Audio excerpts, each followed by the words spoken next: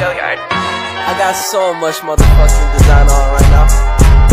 Break it down, bring it back, make it clap. I got 3 old thoughts, new guap, where that thing, bitches on my line, and you know.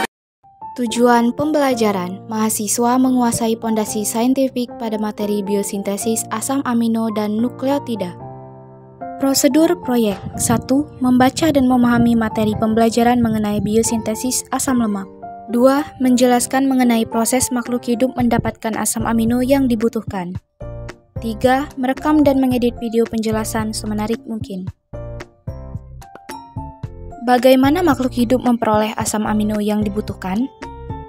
Makhluk hidup memperoleh asam amino yang dibutuhkan berdasarkan sumbernya terdiri dari 2. Yang pertama diproduksi sendiri oleh tubuh atau yang biasa kita kenal dengan asam amino non-esensial melalui senyawa organik yang berguna untuk membantu mempercepat penyembuhan luka, melancarkan peredaran darah, dan juga mencegah penuaan dini. Yang kedua, asam amino yang tidak dapat diproduksi oleh tubuh atau asam amino esensial. Untuk memenuhi kebutuhannya, diperlukan adanya asupan makanan yang kaya akan asam amino, seperti daging unggas, daging sapi, daging kambing, ataupun kacang-kacangan. Asam amino dapat diperoleh dari protein yang kita makan atau dari hasil degradasi protein di dalam tubuh kita. Degradasi ini merupakan proses kontinu karena protein di dalam tubuh secara terus-menerus diganti.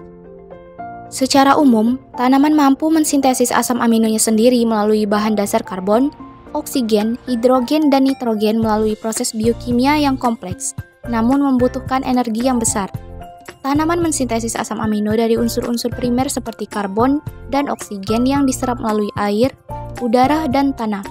Unsur primer itu membentuk karbohidrat melalui proses fotosintesis dan menggabungkannya dengan unsur nitrogen sehingga terbentuk asam amino.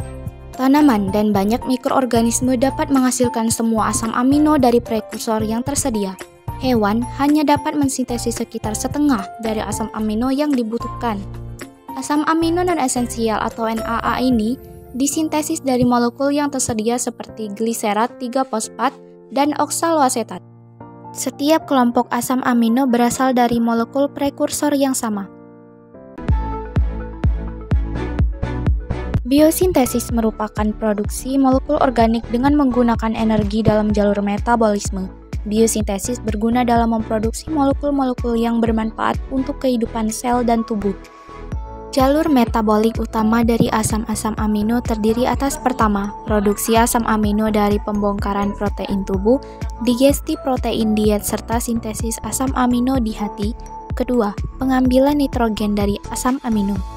Ketiga adalah katabolisme asam amino menjadi energi melalui siklus asam serta siklus urea sebagai proses pengolahan hasil sampingan pemecahan asam amino. Keempat adalah sintesis protein dari asam-asam amino. Merujuk pada Leininger dalam Principle of Biochemistry 6th edition bahwa tubuh kita hanya mampu mensintesis asam amino non-esensial saja.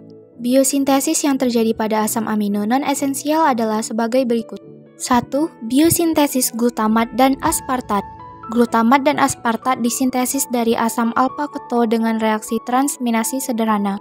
Katalisator reaksi ini adalah enzim glutamat dehidrogenase, dan selanjutnya oleh aspartat aminotransferase atau AST. Aspartat juga diturunkan dari asparagin dengan bantuan asparaginase.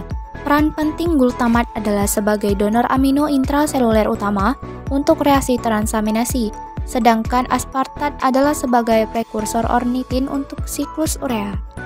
2. Biosintesis alanin. Alanin dipindahkan ke sirkulasi oleh berbagai jaringan, tetapi umumnya oleh otot. Alanin dibentuk dari pirupat.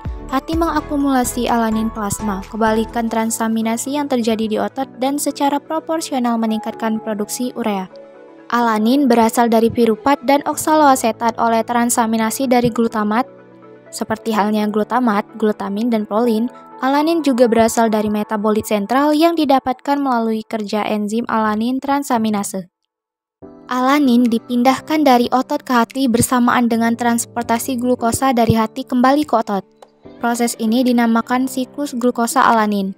Fitur kunci dari siklus ini adalah bahwa dalam satu molekul alanin, jaringan periperi mengekspor pirupat dan amonia ke hati, di mana rangka karbon didaur ulang dan mayoritas nitrogen dieliminir. Ada 2 jalur utama memproduksi alanin otot, yaitu sebagai berikut.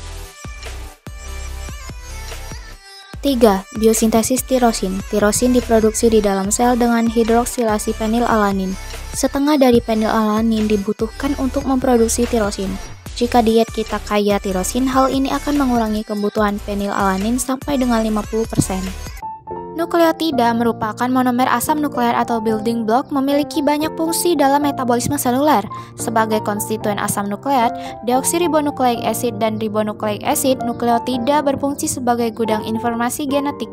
Struktur protein dan metabolisme biomolekul dan komponen seluler lainnya merupakan produk informasi yang sudah terprogram dalam nukleotida. RNA juga terdiri atas nukleotida yang memiliki banyak fungsi. Selain gudang genetik, nukleotida juga merupakan bagian dari koenzim, donor gugus fosforil, donor gula, atau donor lipid. Bentuk energi pada metabolisme tubuh tergantung pada adanya transfer gugus fosforil. Nukleotida memiliki 3 karakteristik komponen, yaitu basa nitrogen heterosiklik, gula pentosa, dan gugus fosfat. Molekul nukleotida yang gugus fosfatnya memiliki hidrolisis dinamakan dengan nukleosida. Basa dan gula pentosa penyusun nukleotida merupakan bentuk senyawa heterosiklik. Struktur nukleotida dan nukleosida dapat dilihat pada gambar.